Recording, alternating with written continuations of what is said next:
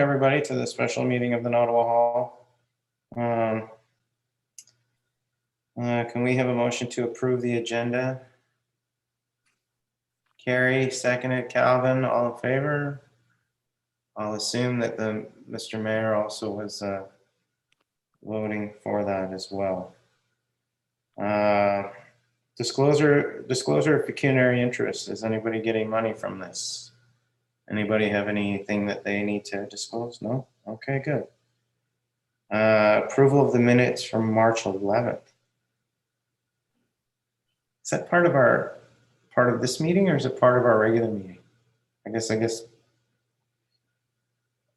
we can have a motion to approve those. That would be good. Patrice, seconded by Councillor Deneen. All in favor? Everyone, excellent. I guess this is where we welcome Terry Vachon to speak about the AODA and small halls discussion moving forward presentation. Yes, thank you, Jason. I don't see him in. Oh, now I do. There you are. Can you guys hear me? Yes. Awesome.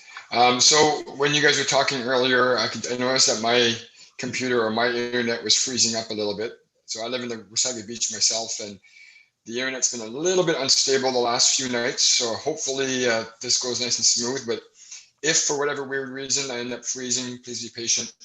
I should be able to come back very shortly. So you can't see their faces at the moment, but I'm making the presentation this evening to the Nottawa Hall, but there are a few team members that I have that helped us staff to put this presentation together. So of course you all know Amanda Murray. She's part of our team and she helped us create this, what you're going to see this evening. Also Jessica Kodire, she's our recreation assistant and she helped. And she's not here yet, but she might join us this evening. But if not, Courtney Rogers is another team member that was involved, and she was in the background as well. So yeah, please sit back, sit tight. There's going to be a lot of information I'm going to share with you all this evening. I have approximately 20 slides to share with you. I'm going to share my screen very shortly.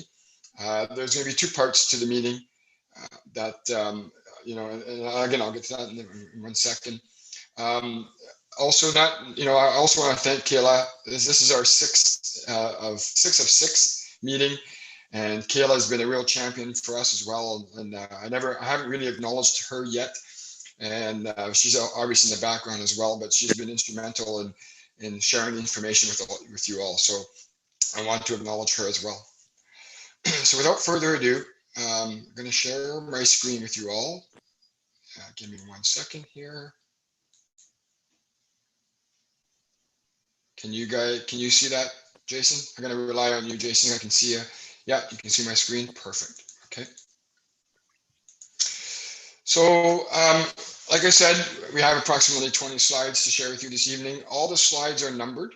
So we're asking folks to, if you have any questions or comments or require clarification on any of the information you're going to see this evening, please write down the slide number that you have, and we can always come back to it. Like I said, I'll present part one, and then we'll take a bit of a break if required.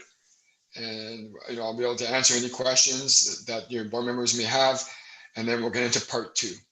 So again, like I said, part one is mainly all the information, and part two is the options that council came up with during their brainstorming sessions to provide the Nottawa board with respect to the Nottawa Community Hall. So I'll move forward to the next slide.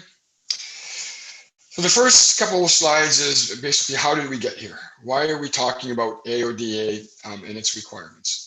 So again, I'll read the slide very quickly because there's a lot of pertinent information.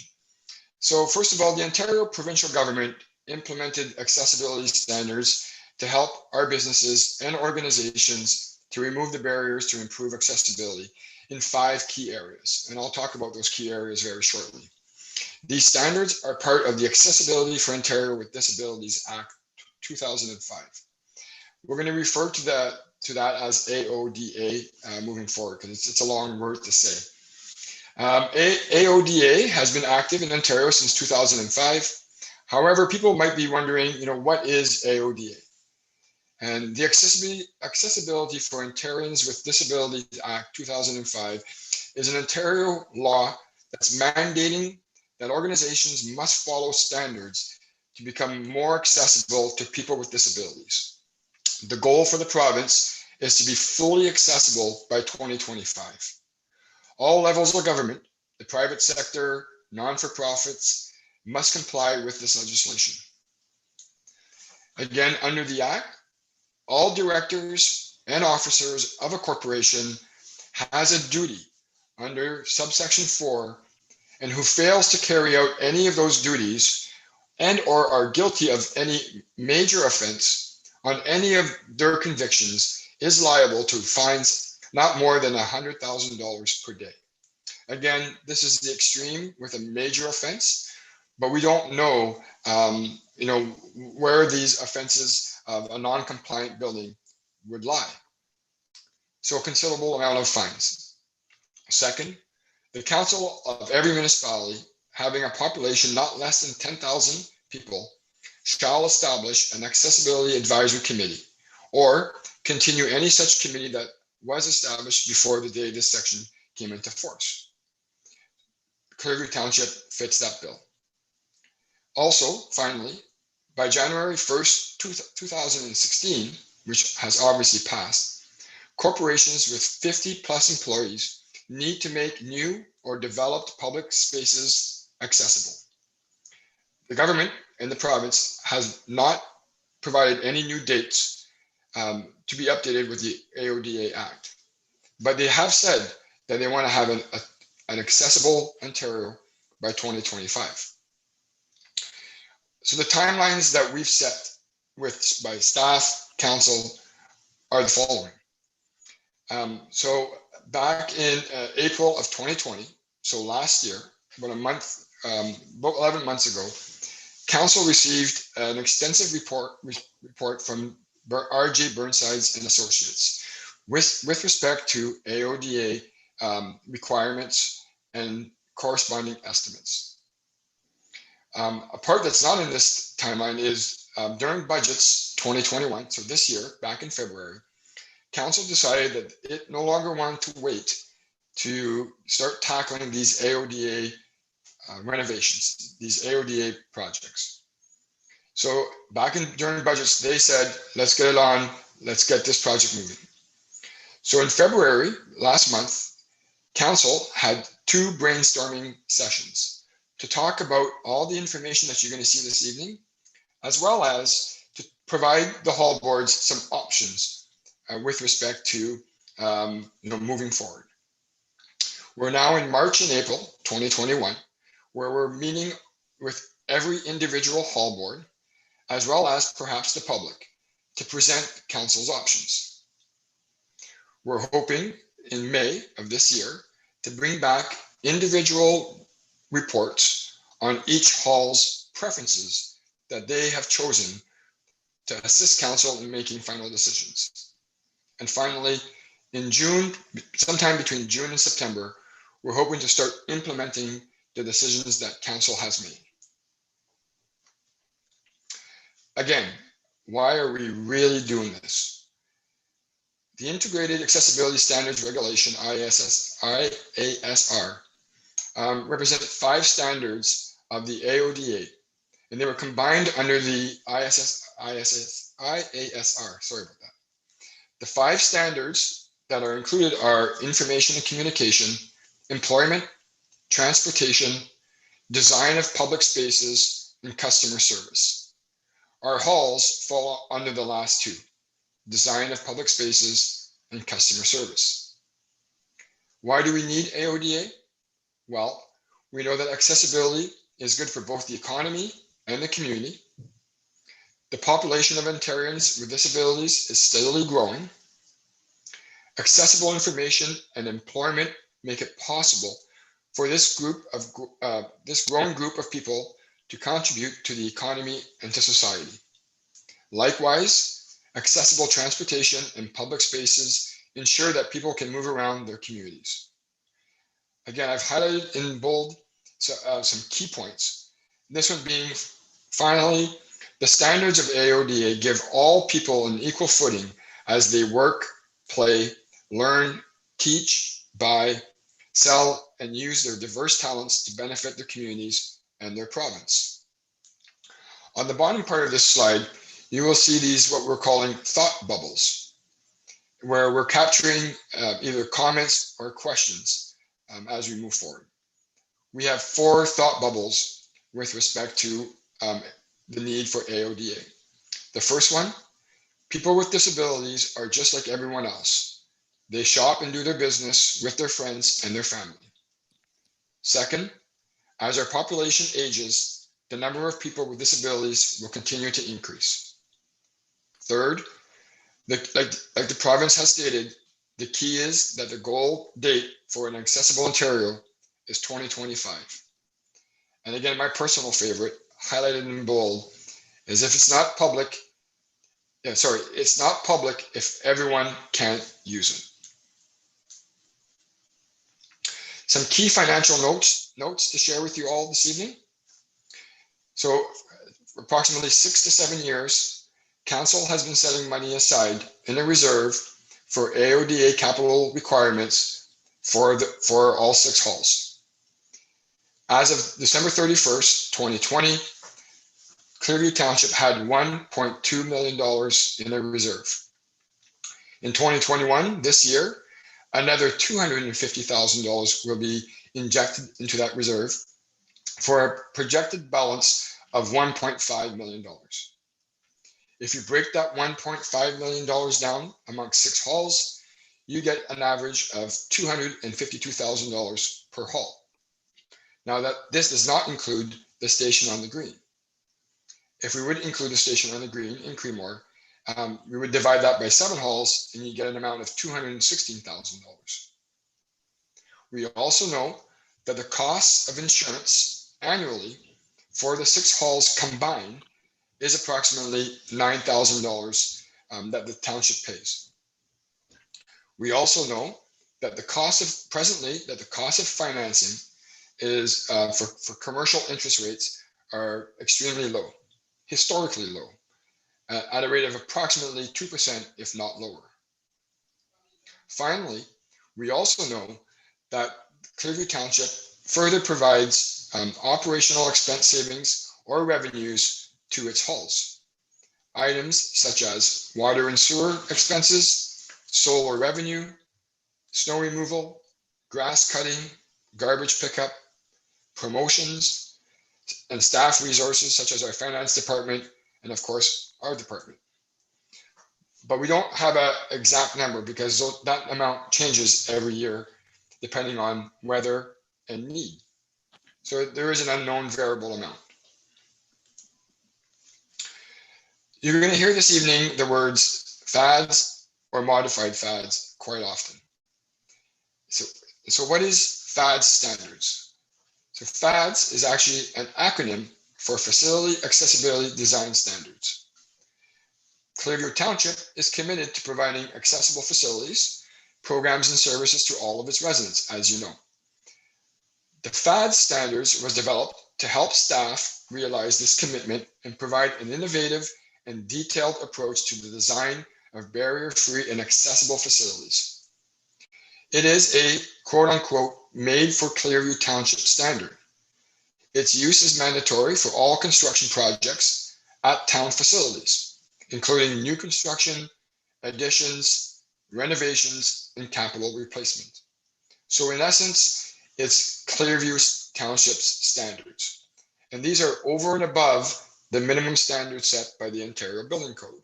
So when you hear the word FADS standards, those are Clearview Township's over and above standards.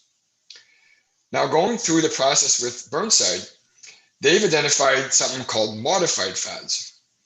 And in their report, they've said that although presenting a range of alternatives to full implementation of the FADS requirements is beyond the scope of Burnside's report, consideration could be given to phased implementation of the requirements or expanding the renovation permissions to ease the financial requirements of full implementation.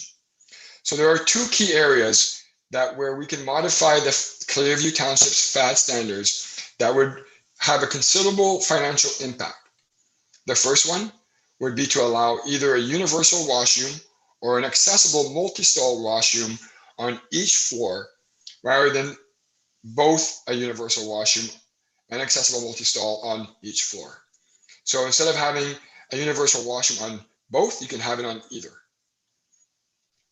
Second, they've identified that if we would waive the requirements to include an area of refuge at exits not located on an accessible path, we would also modify the Clearview Township's FADS standards. And we're calling this modified FADS. Third, we also have what we've come up with what's called hybrid FADS. So this is something that's in between the minimum standards set by the Ontario Building Code and Clearview Township's standards called FAD standards.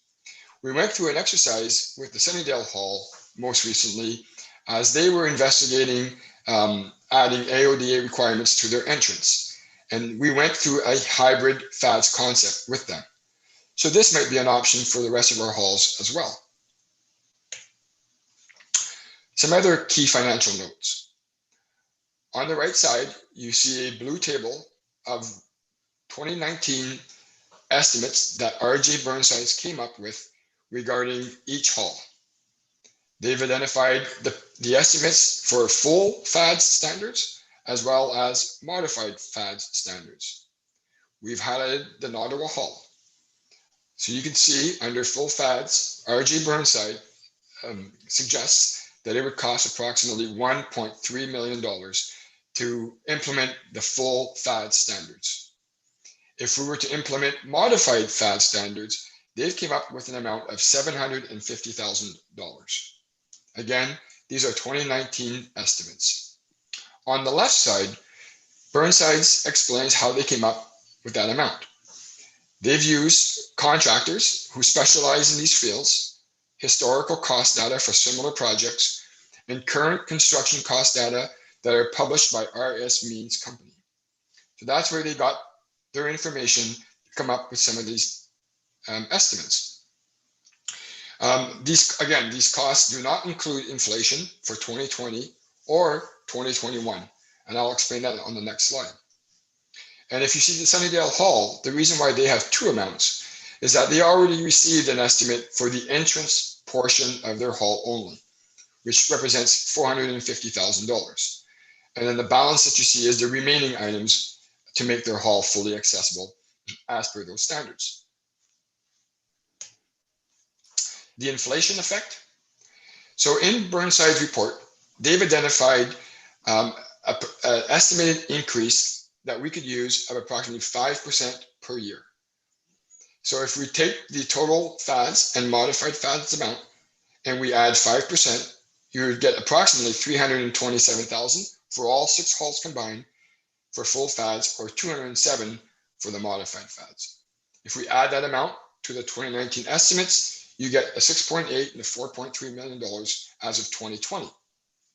Again, if you do that same exercise in 2021 for this year and add another 5%, we have a total amount of 7.2 and 4.5, again, for all 6 halls combined.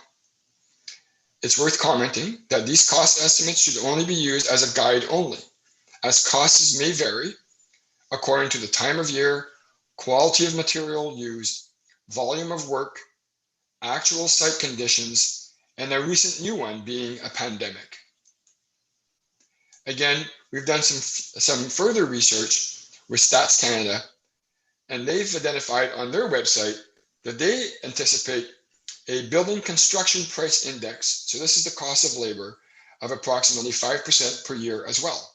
So pretty much in line with what Burnsides have suggested. The non-residential construction price index was 2.8 and 3.3 respectively. If we go to Stats Canada again and look at what they're predicting for raw material price index, this is your aluminum, copper. They're estimated anywhere between 13.6 and 27.8% increases. And finally, if you look at the lumber, the industrial product price index for lumber, StatsCan is predicting anywhere between a 10.2 to a 44% increase in that product. Again, it's worth commenting that the high demand for softwood lumber for construction and renovations, coupled with low production capacity over the course of the year, are mostly behind the rise in these prices. So we are anticipating an increase in cost. Again, if you take those amounts, on the right side was what Burnside had originally estimated in 2019. If you add the 2 years of inflation, you can see the new table showing Nottawa Hall at 1.4 million for, again, full FAD standards, or 826,000 for modified FAD standards. You can also see the outcome for all the other halls as well. Some other key financial notes that is worth sharing is that we also know that Clearview Township in the next few years have other significant community capital projects, and which are the following. We know the Collingwood Street Bridge, Standard Water Servicing, the Creemore Sewer Plan, Creemore Water Solutions, a Fire and Public Works Building in New Lowell, and the Standard Sewer Plant. So again, these are estimates as of today. And this isn't a direct hit on the taxpayers. Some of this will be offset by grants or stakeholder input, but we know that there's a considerable amount of projects that Clearview Township and Council have to consider moving forward. We'd like to spend a little bit of time again on some more thought bubbles that we want to share with you. These were questions that were provided to Council.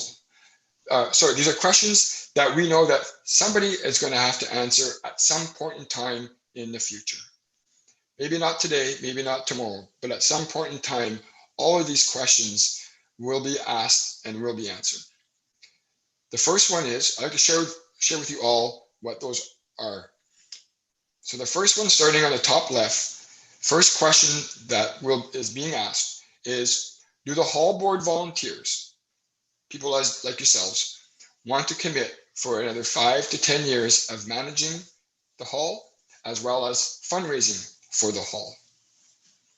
Second, if the volunteers do not want to commit, does council want to keep the buildings and or direct another department to manage those buildings?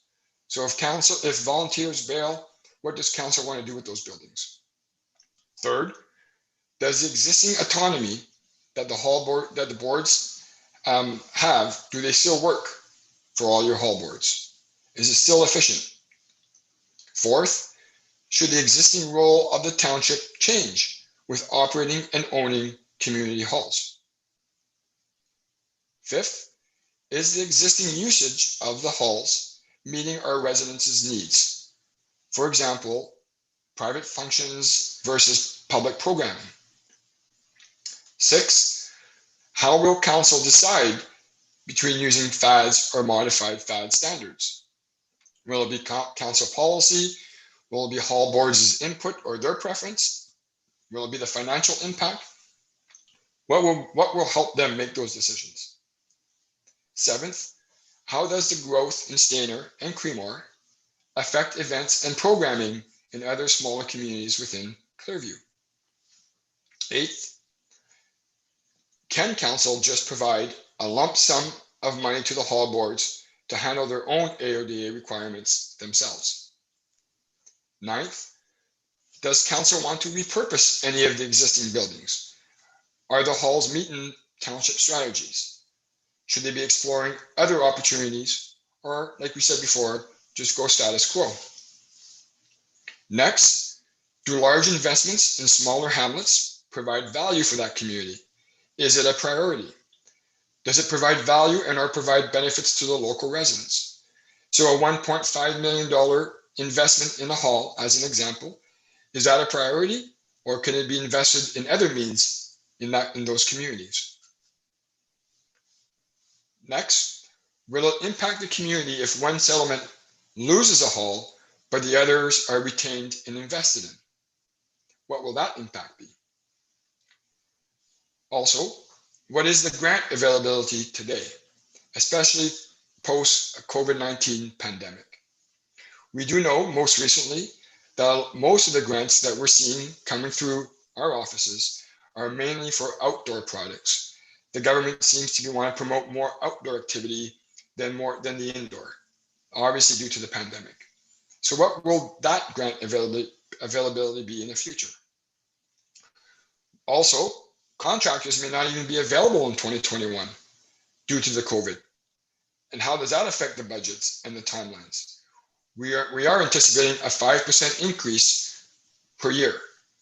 So if we're going to 2022, that amount obviously changes. What are other renovations that are required to the halls that are not AODA within the next 5 to 10 years? And who will pay for those items as they come up? We also know that all the kitchens in all 6 halls presently do not meet fire code standards. And I'll talk about that on a future slide. And does council want to include those upgrades as part of the AODA renovations? Is there a fundraising fatigue? We know that there's other fundraising programs going on in our community and in our area, such as the Center Library, the curling rinks, and more regionally, the new local hospital. But how successful will we all be in fundraising? And in the last column, what impact will council's decisions have on the future of the Small Halls Festival? Second last, the Station on the Green in Creemore. Station on the Green's AODA and kitchen requirements in Creemore. We also know that they do not meet FAD standards. And should they be brought up to FAD standards as well as renovate their kitchens? Do they get added to the list? And finally, are the halls currently in a positive financial situation? And has COVID impacted your finances? So again, these are all questions, like I said, that cannot necessarily be answered today. But we know that every decision that we all make together moving forward will answer these questions. Every decision that we make moving forward will have a significant impact on the community, as you can see. So as we were going through the brainstorming sessions with council, those 2 meetings, we asked them 5 key questions to produce the options that you will see in part 2. The first question we asked council was, is status quo an option? Do we just not renovate, don't do nothing, just leave it as is, pretty much like we've been doing for the last 10 years? If the answer is yes, well, for which halls? For all of them, for some of them? And again, if yes, what will be the cost of those AODA renovations 1 to 10 years in the future? And what will be the potential fines? And if status quo is not an option, then council and the hall boards would proceed to the brainstorming and planning process, which is our slide 20, which is our options that I'll share with you a little later. The second question we asked council was, does Clearview Township require 9 community centers?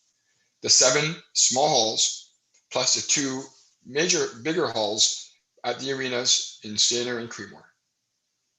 And is it required as part of the township's strategy plan? So if 9 halls is not required, does the township dispose of the existing buildings, and what is that exit strategy? And I'll talk about that in slide 17. And again, if no, what happens to the existing reserve that's in place?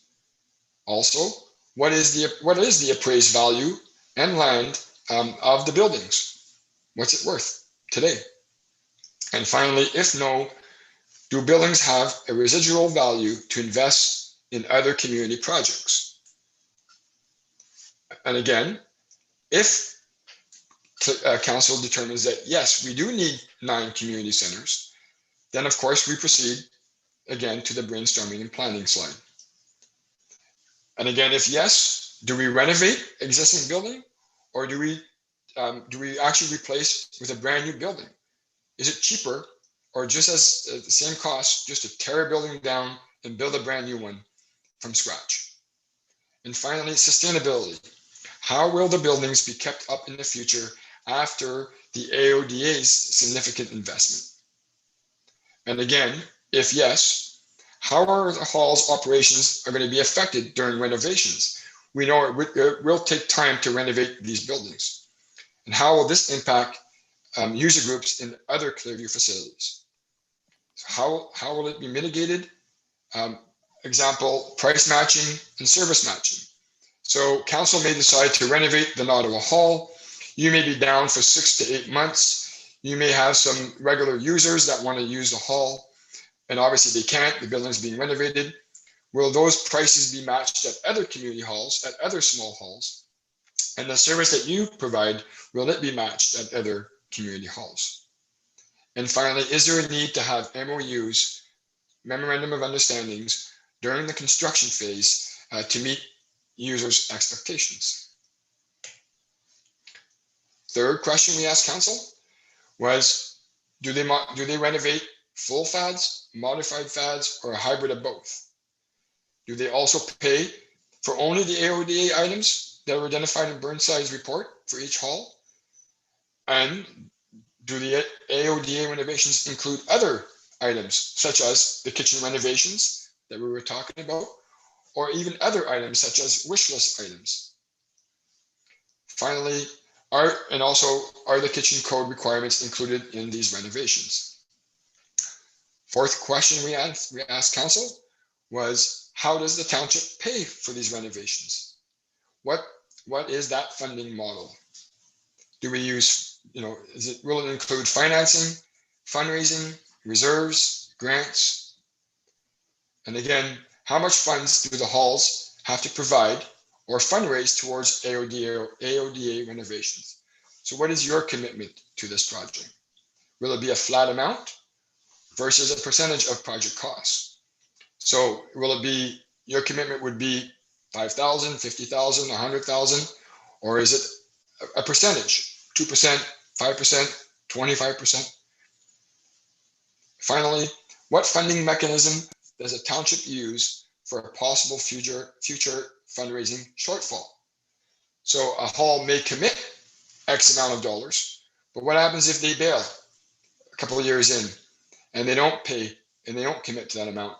How does Clearview Township fund that shortfall? Finally, the fifth, does council conduct public consultation? Do they go up to the public and get their opinion? And how do they measure community support? And if yes, what are the questions to ask the public? And what does council ultimately want to know? And again, if yes, what methods does a township utilize to gather information during COVID-19? Is it just hall chair meetings? Is it public meetings with each hall? Do they use surveys? What mechanisms do they use? And if no, if council does not conduct public consultations, does council want to make decisions on behalf of the public and the hall boards? A question that comes up quite often during presentations is, what's the AODA compliance if the municipality does not own the buildings? So if the buildings get sold to either a hall board or the private sector or not-for-profits or even a private person, what are those requirements? So first, we know that any major renovations must meet at a bare minimum the Ontario Building Code or modified FAD standards by any organization that serves the public in Ontario. So it doesn't matter what kind of corporation you are, if you're serving the public, any major renovations must meet Ontario Building Code. There's no difference. Second, the completion timeframes, however, may be different.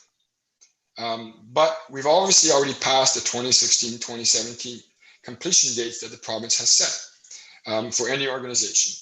So we don't know what the new timelines are, but we know at the onset that they were different between a municipality or the government and or the private sector or non-for-profit corporations. So maybe it might be different in the future. Third, the renovations, we know that also that the renovations may be cheaper for a private company or a non-for-profit corporation, as they may go through through their own procurement process. And they may include items such as volunteer work, contractors' donations, selecting their neighbor or somebody they know to do those renovations. The municipality does not have that flexibility. We cannot do that. We go through a tender process and we follow tender regulations. But a non-for-profit or a private corporation go through their own purchasing methods. So that may be, there may be a significance in the price. Fourth, we also know that there is a slight difference in operating requirements for a private or a non-for-profit operation with 50 or less employees. And those operating differences are items such as employment standards, providing information and communication, accessibility policies, and training programs.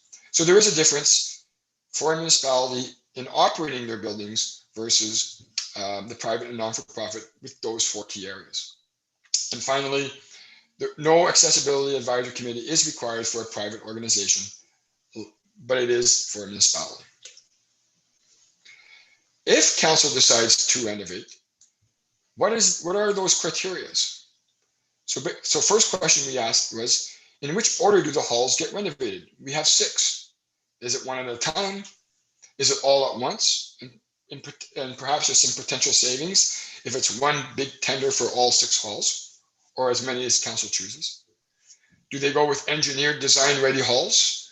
Do they use the least costly to the most costly, or vice versa?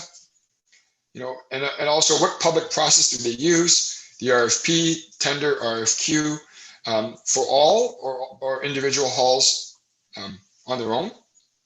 And can they include in-kind donations as part of that process? Finally, are in-house renovations allowed? And again, if council decides to renovate, who manages the construction? Who will be in charge of that? And what is the role of the hall boards throughout that process? Is an MOU required? Again, who approves the final specifications? Is each hall on their own for the construction? Does council just let them do their thing? Or do they hire a township project manager on contract to manage the construction? Also, what are the insurance constraints during the construction? And finally, who is responsible for ensuring that the work is completed and to what standard? I talked about the kitchen. So as I mentioned, all 6 halls are presently not in compliance with the NFPA 96 regulations.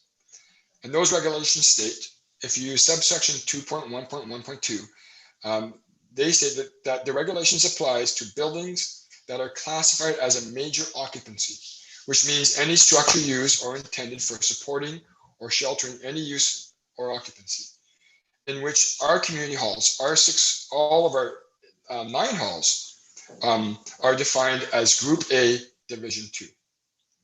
Further, 2.6.1.12 states that a cooking operation that's producing smoke or grease-laden vapors shall be provided with an exhaust system and fire protection system in accordance with the NFPA 96, which is the standard for ventilation control and fire protection of commercial cooking operation. So in essence, something as simple as cooking bacon would require this type of ventilation in a commercial facility.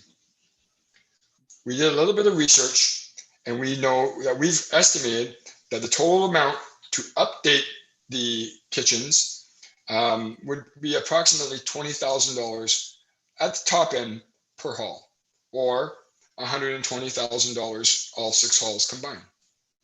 On the right side, I've captured some pictures to show you what that commercial ventilation looks like. None of our halls presently has this. We talked earlier about an exit strategy. So what happens? So what is that strategy if council wants to sell the halls, and specifically if they would want to sell the hall to the hall board? So would the community halls be given, or would they be sold to the volunteer boards? And will it ultimately solve the AODA issues? Or would the renovations be cheaper? Also, the new boards that would own these halls would need to become an incorporated body to protect its volunteers. So first question is, who would pay for this new incorporation? And would the township support? Would they provide legal and funding? Second, what are some of the other support that the township can provide to the new board, the new incorporated body?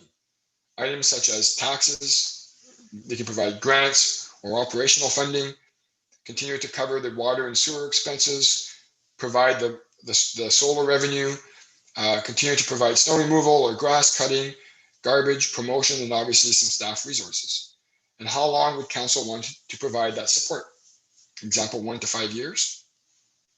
Also, we know that the new incorporated hall board's responsibilities would obviously change, including items such as the financial operations, managing the liability, operating and capital costs, taxes, SOCAN, event and alcohol regulations, and ultimately health and safety inspections.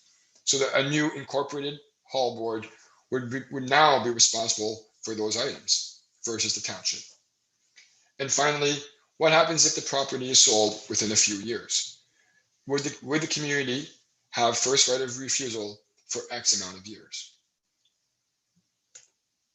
So this is the information we want to provide the hall board so far. We're kind of finished part one. Jason, I'll be looking for you to see if anybody has any questions, concerns, comments on the information we've provided so far. And then part two will be the options that council's selected to put on the table to discuss with the Nottawa Hall.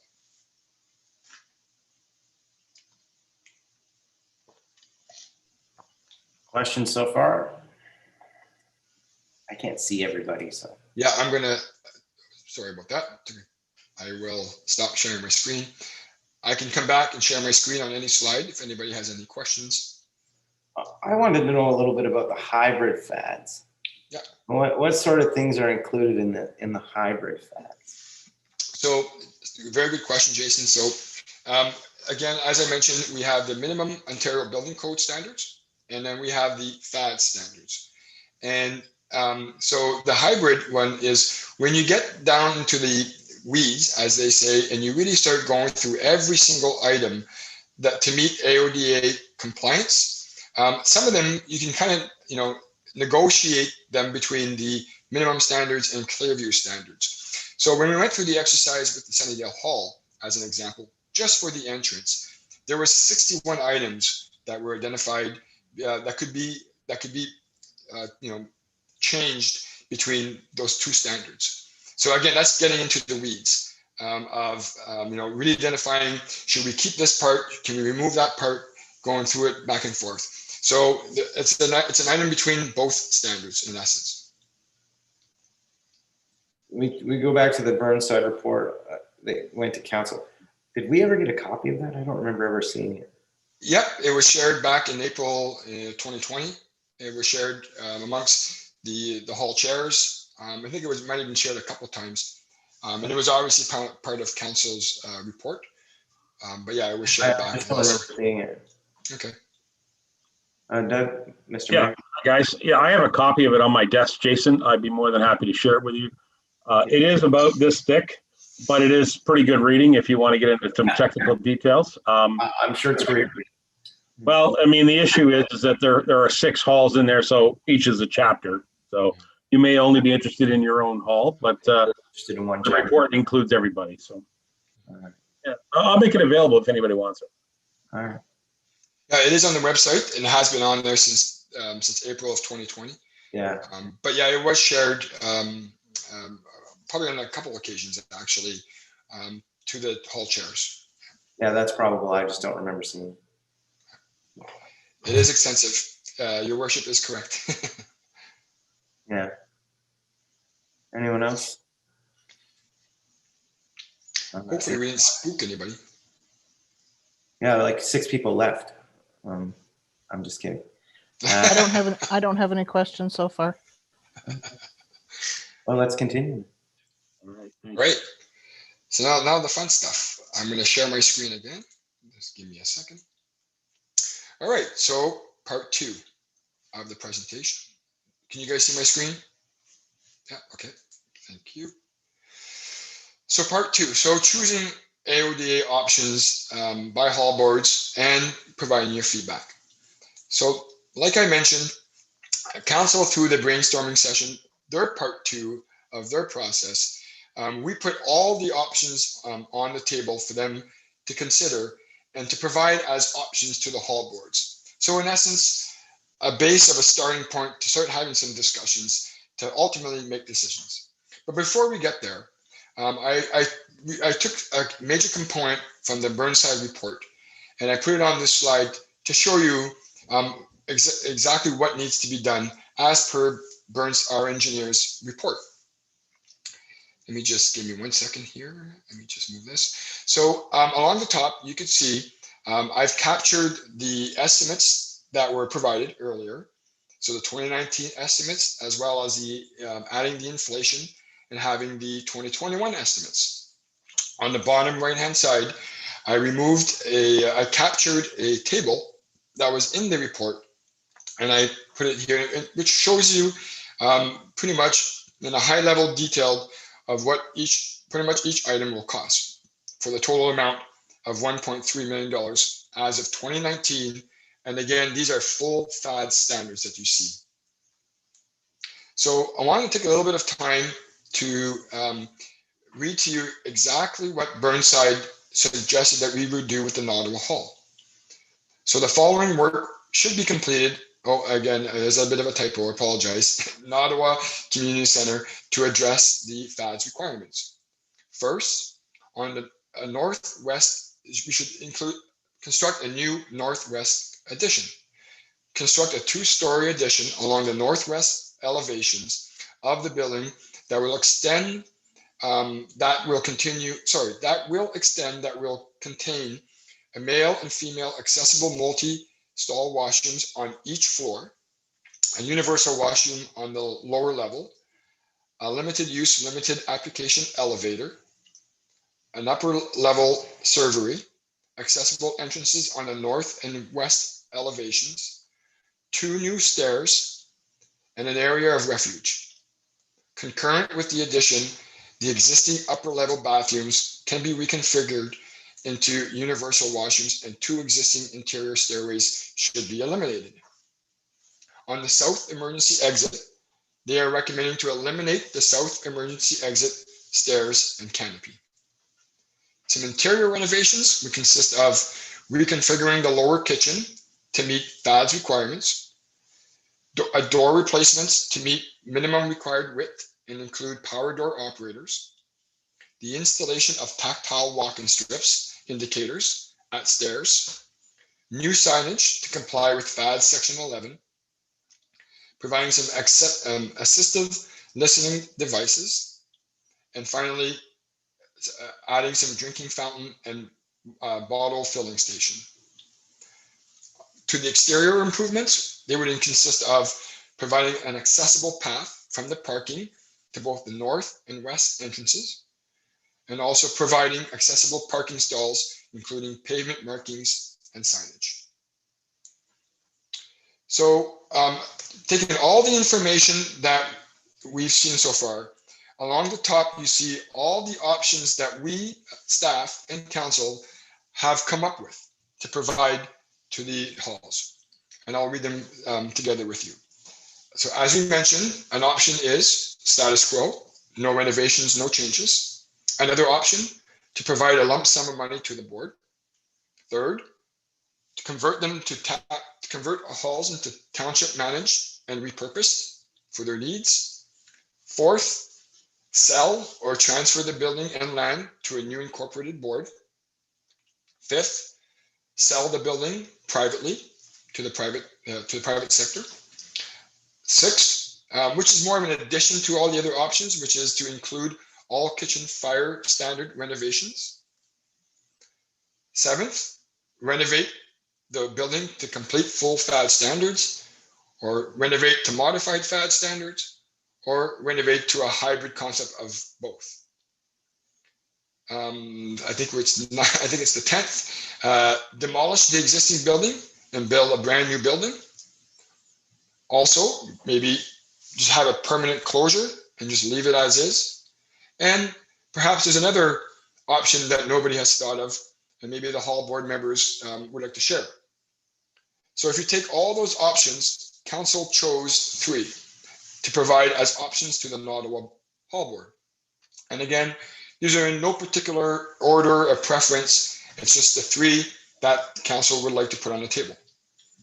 The first one is to demolish the existing building and build a brand new building, a 1-story building to full FAD standards. Council is suggesting a 75% contribution from Clearview Township and 25% commitment from the hall boards. So if we take the existing footprint of your building that we estimated at approximately 3,400 square feet, 85 by 40, and you take the current cost of what our engineers are telling us it would cost for a new building is anywhere between $225 to $250 a square foot for a brand new building FAD standards. So we took the average, which is approximately $240 a square foot. So if we were to take that existing square footage, one level, a new building would cost approximately $816,000. Again, if you use the 75-25%, Clearview Township would be in for $612, and the Nottawa Hall Board's commitment would be $204,000. And again, perhaps the Hall Board would want to make a bigger, larger footprint for a 1-story. Again, we estimated if we take the existing footprint, you might be able to stretch a 1-story up to 5,100 square feet. Again, if we use the same figures of $240 a square foot, a new building would cost approximately $1.2 million, representing $918 for Clearview Township and approximately $306,000 for the Nottawa Hall Board. Again, a new building could have possible breakout rooms. It also may be cheaper to operate a new building versus an older one. Items such as energy efficiencies, not having to pay for elevator expenses to upkeep and to inspect, as well as any other future renovations that the existing hall boards may have. You would obviously not have to do those renos. And again, a new building would meet the full FAD standards. So that's the first option. Let's call that option 1. Option 2 is to implement modified or hybrid FADs standards to the existing building. Again, council is suggesting a 75% contribution on behalf of the township and 25% commitment from the hall board. And again, those financing details can be determined at a later date, during negotiations with council. So council would not expect all that amount up front, but those financing details could be negotiated at a later date. Again, if we use the 221 estimates for modified FADs, you're looking at approximately $846,000, which includes the $20,000 for the kitchen upgrade. Again, if you break that down 75%, 25%, you're looking at $635,000 and $211,000 respectively. An option that council discussed was to obviously to include the kitchen renovations to meet those NFPA fire codes. And another option that was put on the table by council was to perhaps eliminate a kitchen in the hall and upgrade it upgrade the servery. And again, there would be possible savings. And it kind of creates a bit of a hybrid version. So maybe just eliminate the kitchen and just upgrade the servery. The third option that council wanted to put on the table is to sell the building to a new incorporated board. They would be willing to sell the land and the building to a new board for $1. They would continue to provide support. So items such as snow removal, basic services, help with insurance costs, taxes, through the community assistance grant, provide proportionate funds from the reserve that's already in place, and obviously assist with the legal costs. They are predicting that it would take approximately 12 to 24 months to implement this concept to a new incorporated, to obviously to get the business established. This could also include kitchen upgrades, through the existing reserve. And if it's sold if the board would in turn want to resell the building, the township would have first right of refusal for the first 10 years. And finally, one of the reasons why this option is on the table is that it might be cheaper for a new incorporated board to complete these renovations. Obviously, because they have a different procurement process from the township's tender process. So these are the three options, Jason, that council wanted to put on the table. Most of the halls have decided to kind of take in all this information, take in the presentation, and they wanted to get back to us in the future. So that's definitely an option if you'd like, or if you want to provide some options or some feedback or your thoughts today, that's fine as well. I do have a crew in the background that's keeping notes. So council at some point in time will be looking for Nottawa Hall Board's feedback on these options, or perhaps there's an alternate option that they haven't thought of at this point.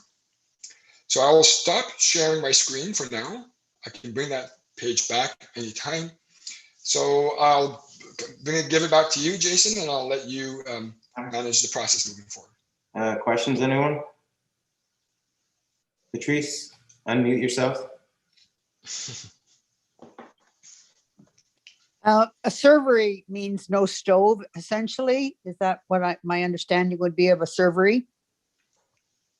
So it would have fridge, maybe microwave, those kind of things, but no stove. That is correct.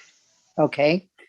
And then the third option with selling it to the hall board for $1, yep.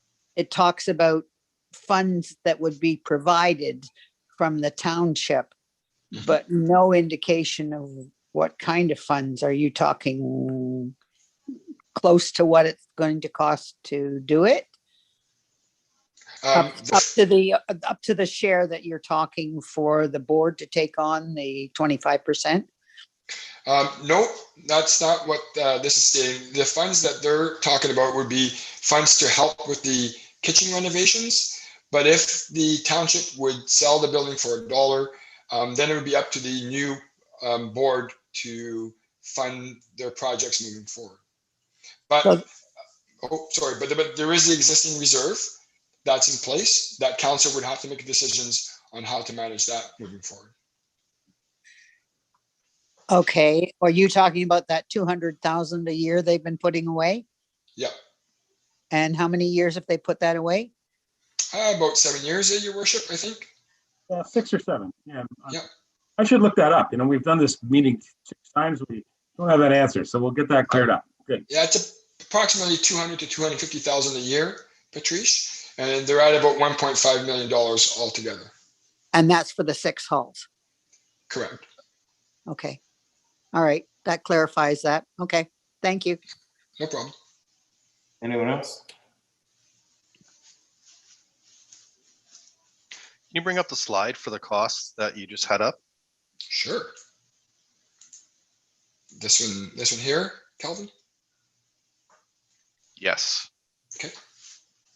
So just for me, looking at option 1 compared to option 2, the ticket's about the same cost to go from the existing hall, the renovation, to a brand new hall. That's correct. As maintenance manager, I think the hall has a lot of issues, and I don't think it's money well spent to renovate that existing hall if we can get a brand new one for approximately the same price. Just putting that opinion out there. Okay. I would agree. Can I see everybody again too? Thanks. Yep. Sorry, Jason. Look, I have a couple issues with this whole thing, and I don't disagree with Calvin that a new hall makes much more sense than renovating the current hall. And I think we've talked about this in the past as a board. I my issue is with the hall board coming up with 25%. That's a significant amount of money, and if you think about it, it's $20,000 over 10 years, like $20,000 a year over 10 years for 200 grand, and who knows if the township will allow us to do that or not. I have a lot of trouble going to the community hat in hand saying, please give us money to fix up this building. To me, there should be, we've always said that no matter what we look at with our coffers, it is the township's money. It's not our money. It's the township's money. It's not our money. It's the town. Now all of a sudden it's become our money. I'm really not okay with this whole, if the township wants their building fixed, it should be up to the township to find that money, not up to us to go to the citizens hat in hand and sort of become tax collectors. That's not what I signed up for as a member of the hall board. I don't know about everyone else, but I can only speak for me. It's not what I signed up for at all. Option 3 to me is no option at all, because that's also not what I signed up for. Option 1 is the way to go for me, but I am not a tax collector, and I am not going to this community hat in hand. I would rather step down and not be part of this board anymore than go to the members of this community and ask them for money. That's not at all what I did. When I signed up to make sure that this building was still up and operational, and it didn't fall to the ground, and it didn't burn to the ground, and that if people in the community needed it, they needed it. I am not a fundraiser for this hall. I'm sorry, that's just how I feel. I'm not speaking for everybody, but that's how I feel about this. And yeah, I totally do not see us as tax collectors. It's not up to me to go to the community and beg for money. Patrice? Maybe the mayor would have the answer to this. What's that property worth the way it sits today? Well, we don't really have an assessment done. That's sort of our next step if we were going to go down that path. If you remember some of the options that Terry presented to you, that if we were to sell privately, obviously we would go through an assessment process to come up with the value of the building and properties, et cetera. So we don't have that. We haven't done that. I would hazard that, we could do it, but we don't need to do that yet because we haven't made the decision that we're going in that direction. No, I just wondered. The other thought that's running around in my head is what would the possibility of, say, a community like Duntroon and Nottawa working together on a new building sort of in the middle between the two communities? Is that beyond even imagining?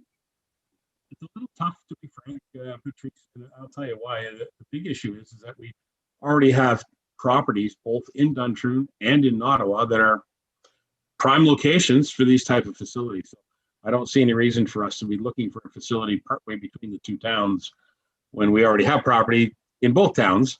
So we could share that idea if you want. I'm not trying to poo-poo it here or anything, but it's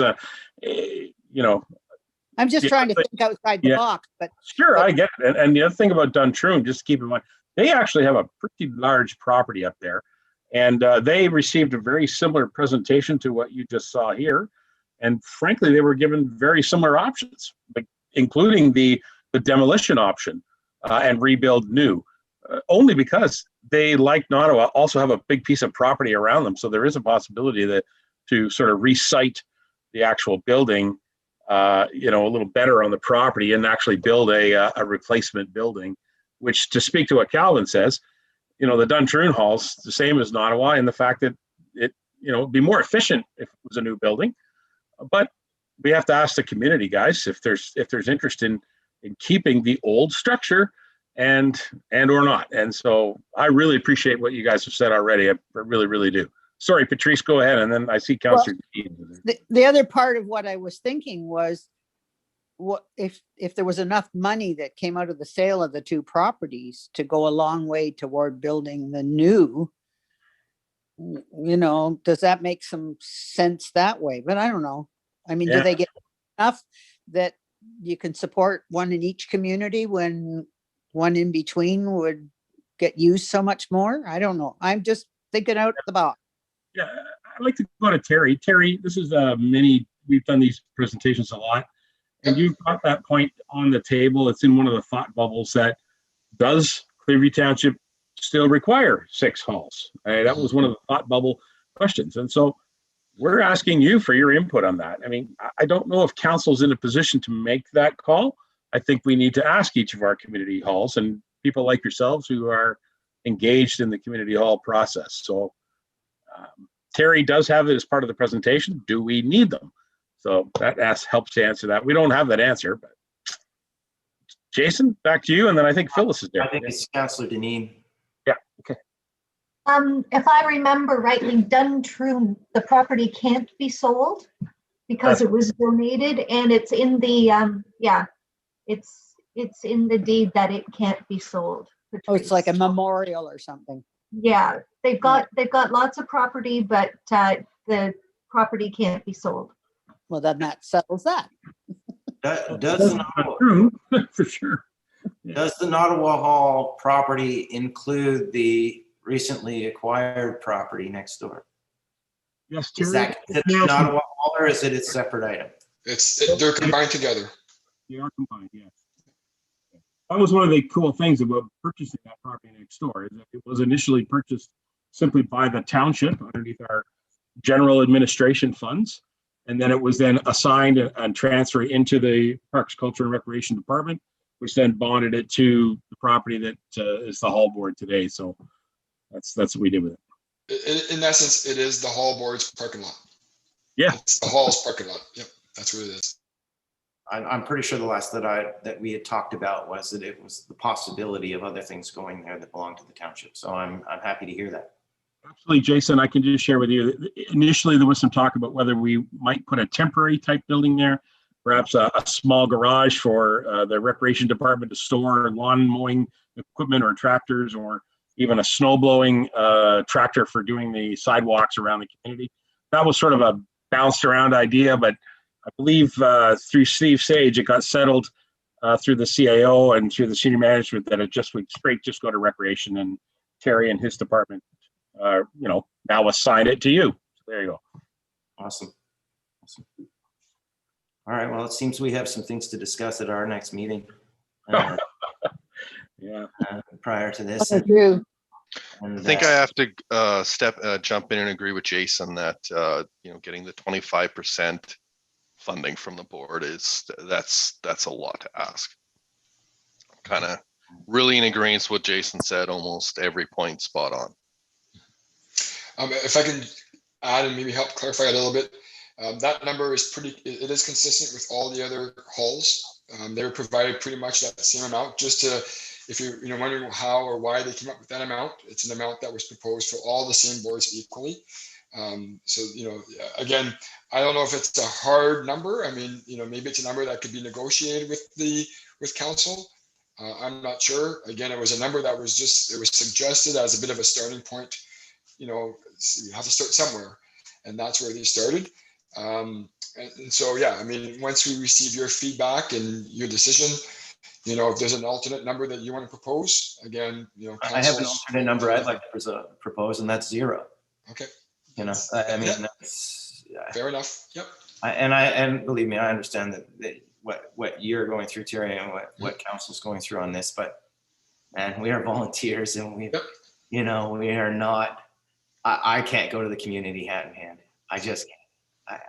And I can't in good conscience ask anyone else to do it either. So, Carrie. No, I just want to basically reiterate, Jason. I agree. And when I look at, we're still trying to pay back our renovation that we did, and we never did actually. We inherited. Right. Yeah. That we inherited. And I don't know, it's 6 or 7 years, I think, that I've been on the board now, and we still haven't cleared that. And I think it was 20 grand. So, I mean, I understand, we could have more concentrated fundraising, but I'm just, I hear what you're saying, Jason. And,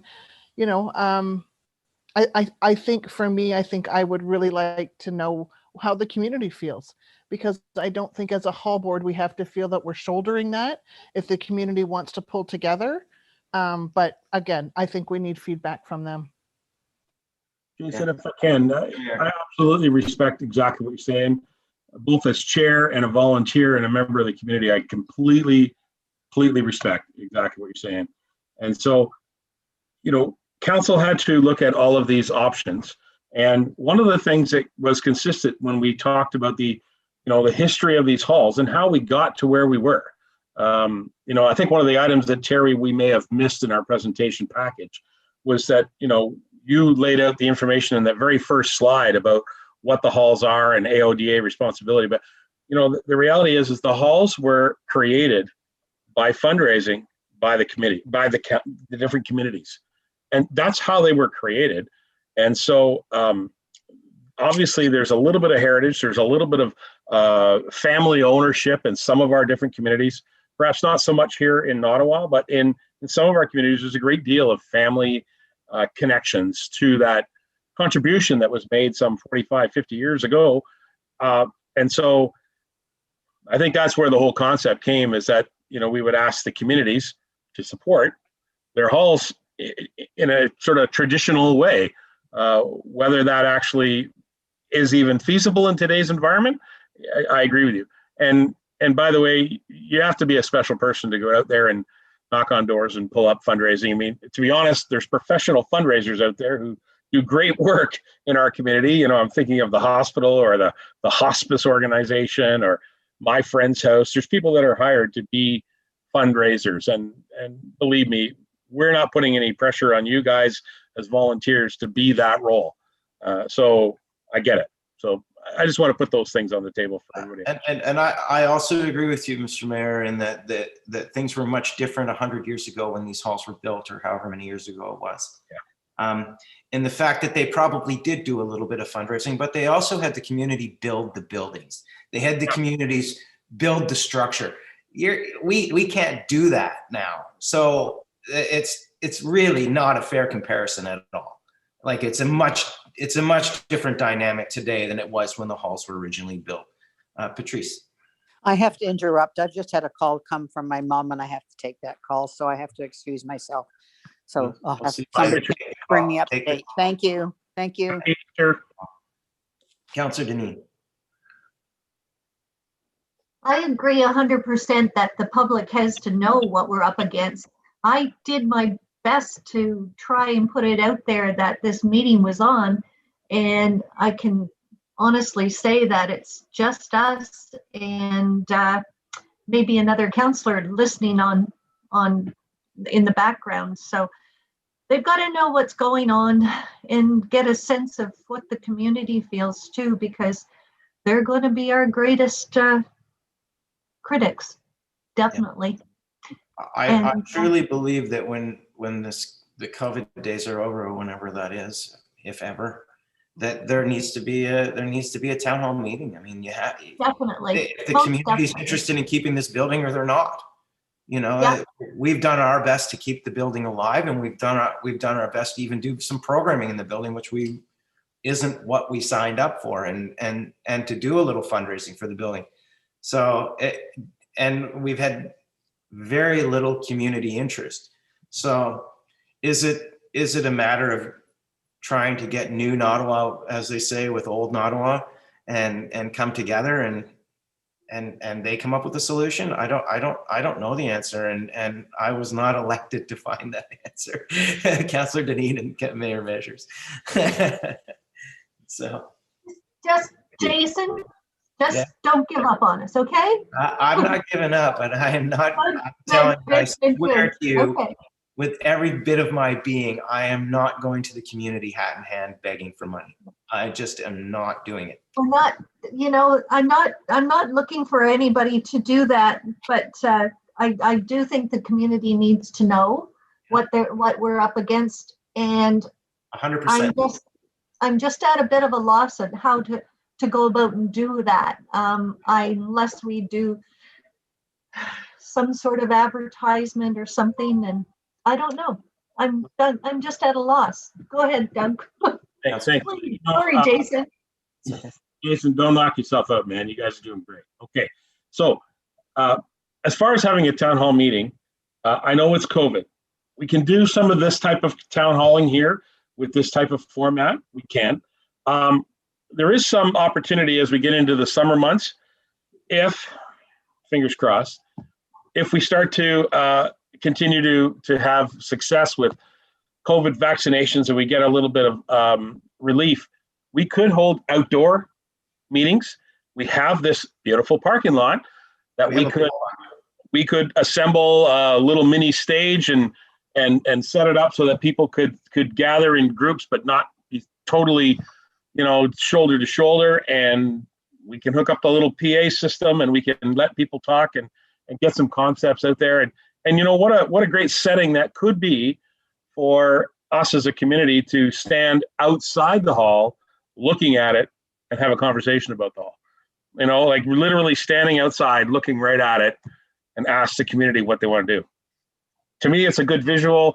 To me, it's also an opportunity for them to come out and I'm sure people are really tired of sticking in their house. And, if we were able to organize something at an outdoor gathering, I'll bet you we get a lot of people, if for no other reason than they want to get out of their own house and come and see it. So, Councillor Denis.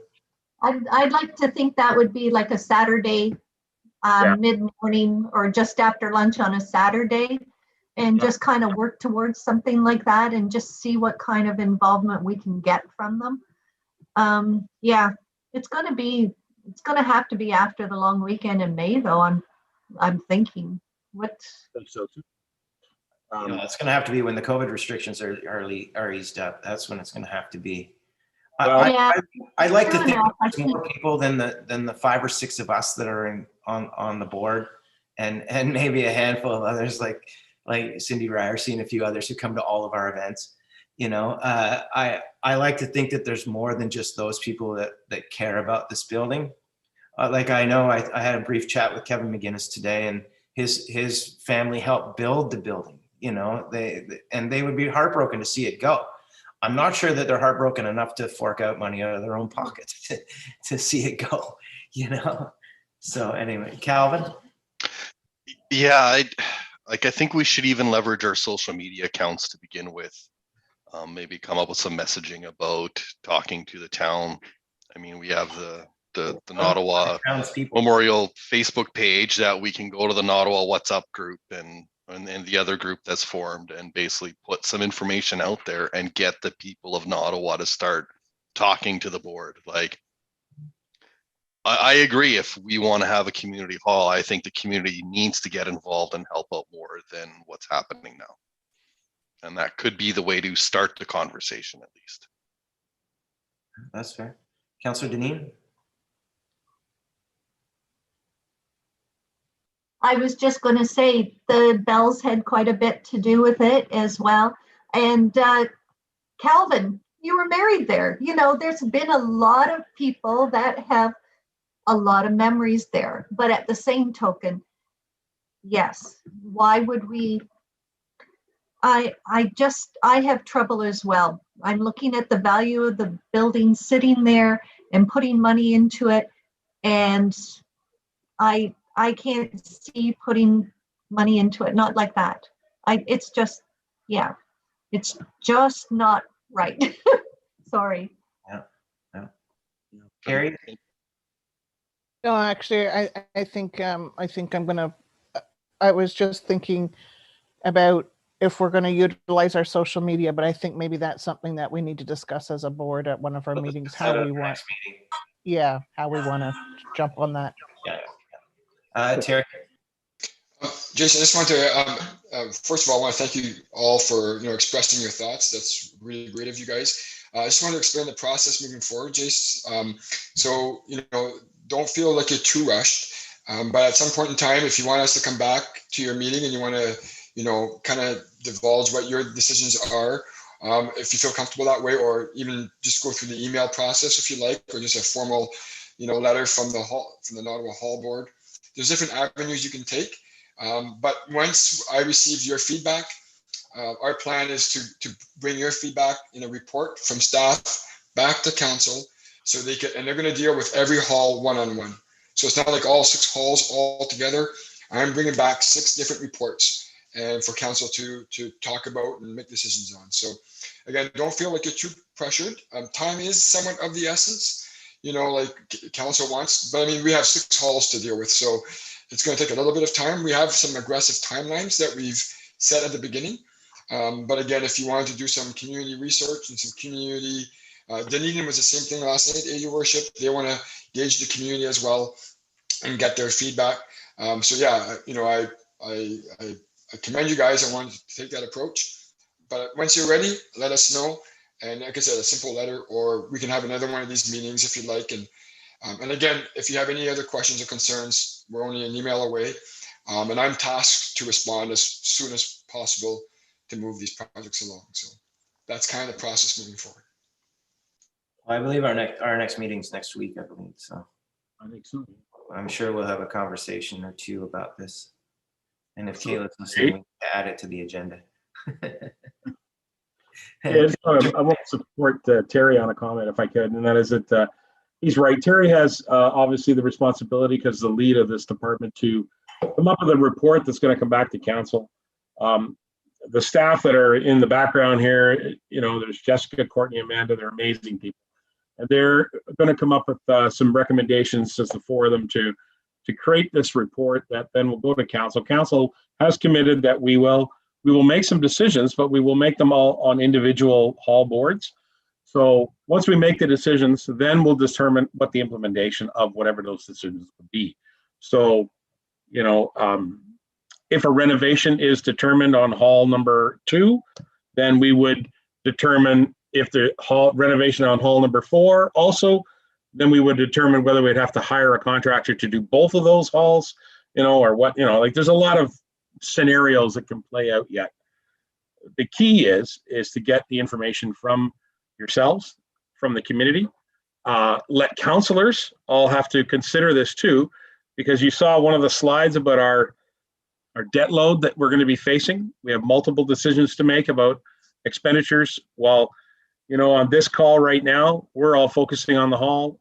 Trust me, I have 15 balls in the air of a lot of things that are happening. And so this is important to me, guys. It is. It's just, I want you to know that we can't, as council, commit to focusing on every individual hall. We have to hear the whole report for the whole community, because we have to balance our taxes for the whole community. And that's the toughest game of it all. So, I'm not trying to cop out on you, pal. I'm just letting you know that this is going to be, it's going to be a bigger decision in the end. So now, Nottawa, just one more thing. Nottawa is not being forgotten in any way, because your councillor, Deneen, has already put forward a motion that came at our budget session, where another task that Terry and his team have is to assess a replacement of a building over at the ballpark, right? To get that working, or get a plan in place anyway for what that might cost. So there's a bunch of building assessments going on that structure, as well as the Nottawa Hall. So there's a lot of things happening. In my time on this board, which I don't remember when we started, maybe 6 or 7 years ago. Yeah. This board until tonight has never not seen the bigger picture. We've always looked at how the township is affected and how the other halls are affected in a lot of our decision making. Always. I mean, always. And I'm Carrie, and I'm Calvin recently, but Carrie for sure can attest to this, because she was been at every meeting. And we've never been a small picture board until tonight, when it was asked of us to be a small picture board. And we're still not a small picture board. We understand that the station on the green needs what they need, and Duntroon needs what they need. We know what we need, but we're also patient enough to know that if it may not be our turn, and the next time it will be. We understand that. So believe me, we are not looking very, the funnel doesn't go down with this when the funnel goes up. We understand. Jason, that's brilliant. Good job. Thank you, sir. Anybody else? Yeah. And nobody else, and nothing else to add. Is that all from you, Terry, that you need from us tonight? It is, yes. And just if I can take this time just to thank you all again. This isn't like a typical way of having these type of meetings through Zoom and sharing screens, and sometimes it is a little challenging. Thank God we didn't have any technical difficulties this evening, but I want to thank you for your patience in letting us making this presentation. I look forward to some of the feedback that you're going to provide back to us. And again, just thank you for letting us make this presentation this evening. Thank you for your time. It's appreciated. It's important information for all of us. Calvin, Carrie, anything else to add? Yeah, No. just like to again Oh. thank Terry. I mean, I'm sure this is what, the 5th or 6th time you've done this, so there you go. Thanks. This is Thanks for final. giving the Same thing information. over Groundhog Day for him. Councilor Deneen? That's exactly what Terry said. It's just like Groundhog Day one more time, but this is his last one. So good on you, Terry, and thank you so much. He can Appreciate have it. a gin and tonic and relax. Terry, you wanted to add something? I was just going to say thank you to Terry too. That it was really, really well done, and it made everything like it was easy to follow and gave us lots to think about. So thank you for your work and your co-workers' work on it. All right. Thank you very much. So I don't know if the coworkers have anything to add, but I doubt that they do. So Terry can probably share the presentation with you in an email. That way you'll have it, and then you can refer to it during your follow-up meetings. Particularly the page with all those thought bubbles, because there's an awful lot of questions on there, and there's a lot it helps of people think. Thank you. Yeah, your worship and Jason. Yeah, expect an email from Kayla tomorrow with the Nottawa Hall presentation, and also tomorrow we're going to have all the presentations live on the internet, on our website. So if you want to see what the other halls, presentations and what those options are, that will be made public tomorrow as well. But you will receive an individual email from Kayla on this presentation this evening. I was one of the lurkers on one of the other halls. Oh, good. Yeah. Well, you know it. I was standing beside you. All right. So, Councillor Denny. I've only missed one of them. I missed last night's. And judging from the emails, we've got a few lurkers out there. So there's a lot of other counselors out there watching. And thanks for watching, guys, and their support as well. So they're out there, believe me. Thanks. I appreciate everybody's time and patience here. So I guess the next step is an adjournment. Can we get a motion? Carrie, second, and Calvin, all in favor, everybody? Awesome. Thank you so much, everyone, and we'll see you next week.